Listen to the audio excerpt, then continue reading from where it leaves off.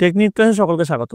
আজকের আমাদের আলোচ্য বিষয় 2025 সালের সপ্তম শ্রেণীর প্রথম পর্যায়ক্রমিক মূল্যায়নের অঙ্কের প্রশ্ন এবং তার উত্তর। তোমরা জানো যে এবার থেকে তোমাদের হলিস্টিক কার্ড চালু হচ্ছে, তো তার জন্য এই প্রশ্নের পূর্ণমান থাকছে তোমাদের 30, সময় হবে তোমরা 1 ঘন্টা। এর আগে যেখানে তোমরা 15 নম্বর পরীক্ষা দিতে, এবার থেকে সেই পরীক্ষা হবে 30 নম্বরের। যেহেতু এবার হলিস্টিক প্যাটার্ন চালু হচ্ছে, তার জন্য তোমাদের নাম্বার বিভাজনের সিস্টেমটাও পরিবর্তন হচ্ছে এবং সেটা তোমাদের কাছে একদম নতুন। ওই জন্য ফার্স্টে আমি তোমাদের সিলেবাস সহ নাম্বার বিভাজনটা একবার দেখিয়ে দেবো, তারপরে তোমাদের প্রশ্ন এবং তার উত্তরে আমি ঢুকবো। তো দেখো তোমাদের নাম্বার বিভাজন কেমন করে হবে। অতি সংক্ষিপ্ত প্রশ্ন তোমাদের থাকবে 8টা, যেখানে তোমরা পাটিগণিত পাবে 4টে, বীজগণিত পাবে 2টো, জ্যামিতি পাবে 2টে। সংক্ষিপ্ত প্রশ্ন এখানেও থাকবে 8টা, 2 × 8 = 16। এখানে তোমরা পাটিগণিত থাকবে 4টে, 6টার মধ্যে 4টে করতে হবে। বীজগণিত থাকবে 4টে, 6টার মধ্যে 4টে করতে হবে। আর সম্পাদ্য থাকবে 2টো, 3 × 2 = 6। সম্পাদ্য 3টির মধ্যে 2টি করতে হবে। মোট 30-এর নাম্বার বিভাজন এইভাবেই হবে। বোঝা গেছে? তাহলে এবার তোমরা দেখে নাও তোমাদের প্রশ্ন উত্তরটি। তবে তার আগে বলে রাখি, যেহেতু এই বিষয়টা তোমাদের নতুন, তোমাদের জন্য বাংলা, ইতিহাস, ভূগোল, বিজ্ঞানের অলরেডি একটা করে সেটের প্রশ্ন এবং তার উত্তর নিয়ে চলে এসেছি হলিস্টিক প্যাটার্ন অনুসারে 30 নম্বরের। তোমরা যা যা দেখোনি তাই জন্য লিঙ্ক ডেসক্রিপশন বক্সে আছে, তোমরা সেখানে দেখে নিতে পারো। তোমাদের এই ভিডিওটার পর কোন সাবজেক্টের হলিস্টিক প্যাটার্ন অনুযায়ী ভিডিও লাগবে, এবং এছাড়াও তোমাদের রাই মার্টিন যেটা নতুন পাবলিশ করেছে হলিস্টিক প্যাটার্ন অনুযায়ী, তার প্রশ্ন উত্তর আমি করিয়েছি। সেটা কোনটা তোমাদের চাও সেটা কিন্তু কমেন্টে অবশ্যই লিখবে, এবং কমেন্টে তোমাদের স্কুলের নাম এবং কে কোন জেলা থেকে দেখছো সেটা লিখবে। তো দেখো, প্রথমে দেখো সঠিক উত্তরটি নির্বাচন করো।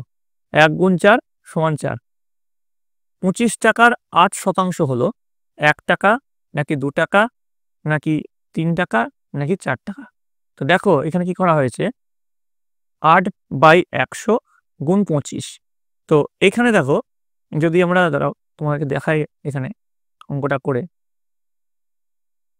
যদি আমরা এখানে কাটাকাটি করি, দেখো 25কে কিন্তু 4 দিয়ে কাটলে আমরা 25 × 4 = 100 হবে। ঠিক আছে, এবার দেখো এই 8কে আবার 4 দিয়ে কেটে দেবো, তাহলে কি হলো, 2 হলো উত্তর। তো এখানে তোমরা 2 নম্বরটা হচ্ছে সঠিক উত্তর পেয়ে গেলে। এবার চলে আসবো পরের প্রশ্ন। বলেছে দুটি সংখ্যার যোগফল তাদের বিয়োগফলের 3 গুণ হলে সংখ্যা দুটির অনুপাত কত হবে? 2:3, নাকি 1:2, নাকি 3:4, নাকি কোনোটিই নয়? এবার আমরা ধরে নিলাম সংখ্যা দুটি হচ্ছে এক্স এবং ওয়াই। তাহলে বলেছে দেখো দুটি সংখ্যার যোগফল, তাহলে এক্স প্লাস ওয়াই এর যোগফল তাদের বিয়োগফলের 3 গুণ, তাহলে এক্স মাইনাস ওয়াই এর 3 গুণ হবে। তাহলে সেই হিসাবে যদি দেখি, এক্স প্লাস ওয়াই সমান 3x - 3y, 4y = 2x। তাহলে এখান থেকে আমরা x/y সমান পাবো 2:1। তাহলে অনুপাতটা কি হবে, 1:2 বা 2:1। ঠিক আছে, x/y বা y/x। এবার দেখো পরেরটা, x⁴a গুণ x⁴b, এটা মানে কি? অপশন এ x × y⁴a, নাকি xy⁴2, নাকি x⁴a, নাকি কোনোটিই নয়? উত্তর হচ্ছে কোনোটিই নয়, কারণ হচ্ছে x⁴a গুণ x⁴b মানে হচ্ছে x⁴a + b। বোঝা গেল?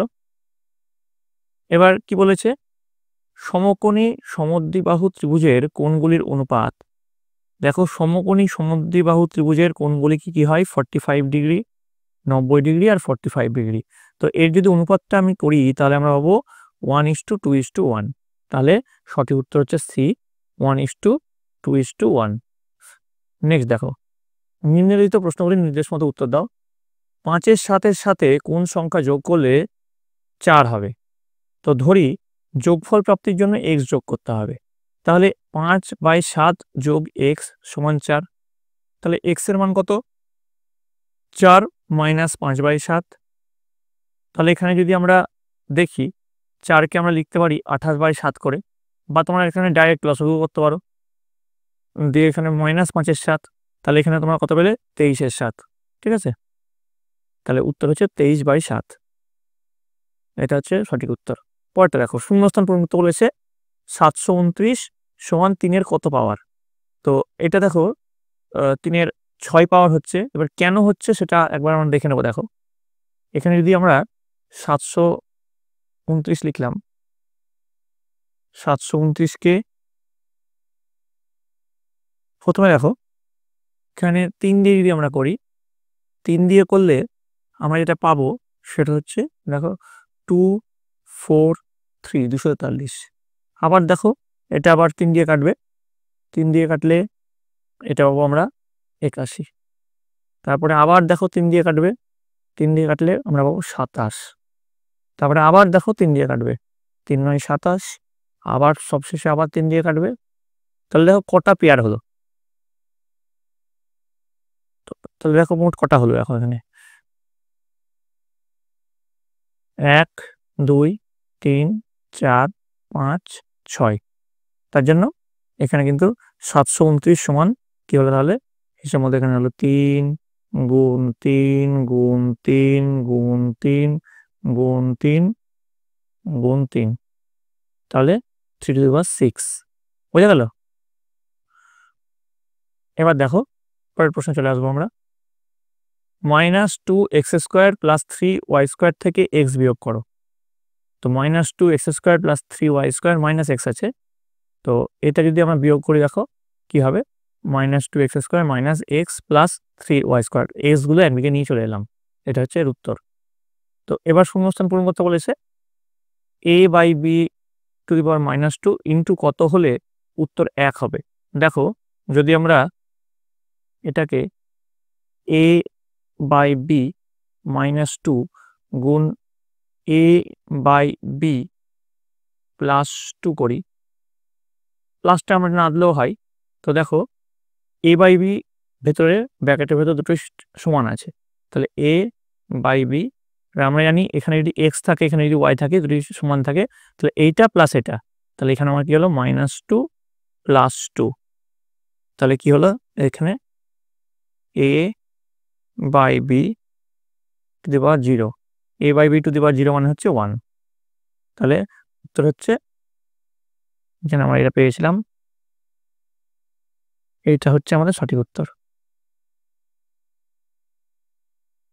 ঠিক আছে, অর্থাৎ a/b এর হোল স্কোয়ার, এটা হচ্ছে সঠিক উত্তর। চলে আসবো পরের প্রশ্ন। সমকোণ কাকে বলে? যে কোণের পরিমাণ 90 ডিগ্রি তাকে সমকোণ বলা হয়, এটা তোমরা নিশ্চয়ই জানো। পরের প্রশ্ন 3 দাগের প্রশ্ন, যে কোনো দুটি প্রশ্ন উত্তর দাও। 2 × 2 = 4। মাসিক আয় 24,750 টাকা, বাড়ি ভাড়া 750 টাকা, বাকি যে টাকা থাকছে সেটা 3:1 অনুপাতে সংসার খরচা অন্যান্য খরচা, এভাবে খরচা হচ্ছে। তাহলে এখানে সংসার খরচা কত? তাহলে তোমাদেরকে মেনলি জানতে চাইছে যে 3 ভাগ যে মানটা আছে সেই 3 ভাগের মানটা কত। তো বাড়ি ভাড়া বাদ দিয়ে বাকি টাকা কত হবে দেখো, 24,750 থেকে বাড়ি ভাড়াটা আমি বাদ দিলাম, তাহলে এখানে আমরা পেলাম 24,000 টাকা। এবার 24,000 টাকাকে 3 আর 1 এই দুটো অংশে ভাঙতে বলেছে, 3 আর 1 মানে 4 অংশ হচ্ছে টোটাল অংশ। এবার দেখো 24,000 টাকাকে যদি 3 ভাগ, মানে যেটা সংসারের ভাগটা হচ্ছে 3 ভাগ, 3 × 4 × 24,000 যদি করি, 4 দিয়ে 24,000কে যদি কাটি, 4 × 6 = 24, আর এখানে কত হচ্ছে 3 × 6 = 18, 18,000 হচ্ছে সঠিক উত্তর। আশা করি তোমরা সকলে বুঝতে পেরেছো। দেখো পরের প্রশ্ন, দুটি বন্ধুর বয়সের অনুপাত 7:9। মানিকবাবুর বয়স 72 বছর হলে পুলকবাবুর বয়স কত? অর্থাৎ দুই বন্ধুর নাম হচ্ছে মানিকবাবু আর পুলকবাবু। তো উত্তর করব, ধরি মানিকবাবুর বয়স হচ্ছে 7x আর পুলকবাবুর হচ্ছে 9x। তাহলে 7x এর মান বলে দিয়েছে 72, তাহলে x এর মান 10.29 হচ্ছে। তাহলে পুলকবাবুর বয়স কত? 9 × 10.29 মানে হচ্ছে 90 বছর। তো উত্তর হচ্ছে 90 বছর হচ্ছে সঠিক উত্তর। এবার দেখো চলে আসছি পরবর্তী প্রশ্ন। নিচের প্রশ্নের উত্তর দাও। 2 × 6 = 12। দুটি সংখ্যার অনুপাত 5:7, তাদের লসাগু 210 হলে সংখ্যা দুটি কি কি? তো ধরি সংখ্যা দুটি হচ্ছে 5x আর 7x ধরে নিলাম, তাহলে 5x আর 7x এর লসাগু করলে আমরা কত পাবো? 35x। লসাগু 210 দেওয়া আছে, তার মানে 35x টার মানই হচ্ছে 210। তাহলে x এর মান কত? যদি 210কে 35 দিয়ে কাটি তাহলে 6 পাবো, 6 × 35 = 210 হয়। তাহলে সংখ্যা দুটি হলো 5 × 6 = 30 আর 6 × 7 = 42। তাহলে 30 আর 42 হচ্ছে সংখ্যা দুটো। আশা করি তোমরা সকলে বুঝতে পেরেছো। সরল করে ঘাতের আকারে প্রকাশ করো। দেখো 28 × x⁷ বাই 4³ x⁵, x ≠ 0। এটা সরল করে ঘাতের আকারে প্রকাশ করতে হবে। দেখো এটাকে আমরা যেমন ছিল তেমন লিখলাম, এবার এক্স টু দি পাওয়ার 7 আর নিচে আছে এক্স টু দি পাওয়ার 3, তাহলে এক্স টু দি পাওয়ার 3টা যদি আমরা উপরে উঠাই তাহলে এক্স টু দি পাওয়ার 7 - 3 হবে, অর্থাৎ এক্স টু দি পাওয়ার 4 হবে। আর এখানে দেখো আমরা 4 দিয়ে কেটে দিলাম, 4 7 28, 4 এবং 64, তাহলে এটা হচ্ছে সঠিক উত্তর। আচ্ছা, তোমাদের এই সঙ্গে সঙ্গে আমি আরেকটা অঙ্ক দিচ্ছি, এটা তোমরা যদি পারো আমার কমেন্ট বক্সে করে জানাবে। সরল করে ঘাতের আকারে প্রকাশ করবে। দেখো 2 টু দি পাওয়ার 8 ইন্টু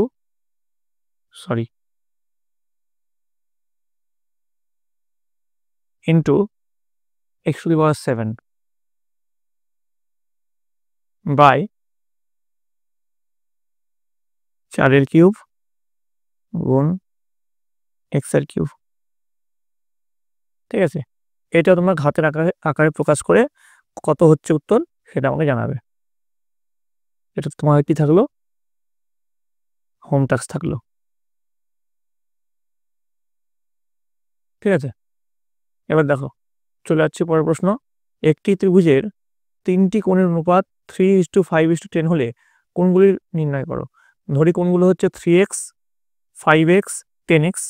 তাহলে ত্রিভুজের কোণের সমষ্টি হচ্ছে 180 আমরা জানি। তো 3x যোগ 5x যোগ 10x সমান 180 হচ্ছে। তাহলে 18x সমান 180, তাহলে x এর মান হচ্ছে 10 হচ্ছে। তাহলে কোণগুলো হচ্ছে 3x মানে হচ্ছে 30, 50 আর 100। তাহলে এটা হচ্ছে সঠিক উত্তর।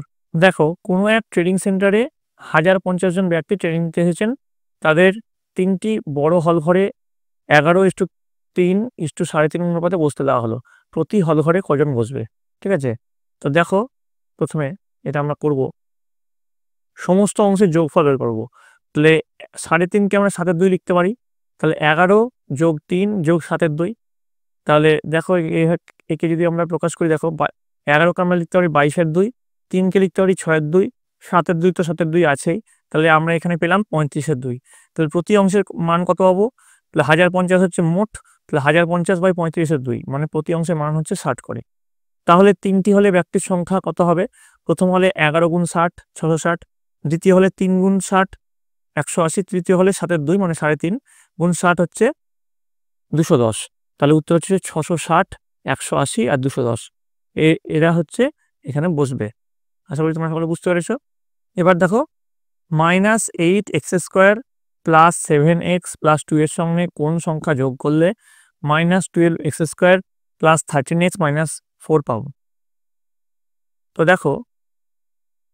দেখো এই অঙ্কটা কিভাবে আমরা করব, আমি একটা ফাঁকা জায়গায় এখানে দেখাচ্ছি। দেখো এই অঙ্কটা ফার্স্টে দেখো আমরা যদি ফার্স্টে আমাদের যেটা দিয়েছে -12x² +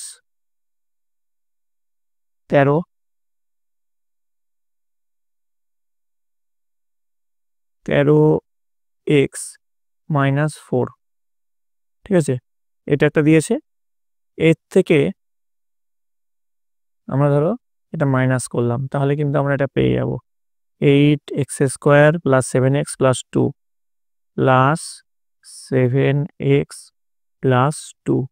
এটা মাইনাস করব, তাহলে দেখো কত হচ্ছে আমাদের এখানে -12x² + 13x - 4। এখানে দেখো মাইনাস আছে, তাহলে এখানে প্লাস হয়ে যাবে, ভেতরে ঢুকে যাবে 8x² + -7x - 2। এবার দেখো -12x² আর +8x², তাহলে কি হলো এখানে?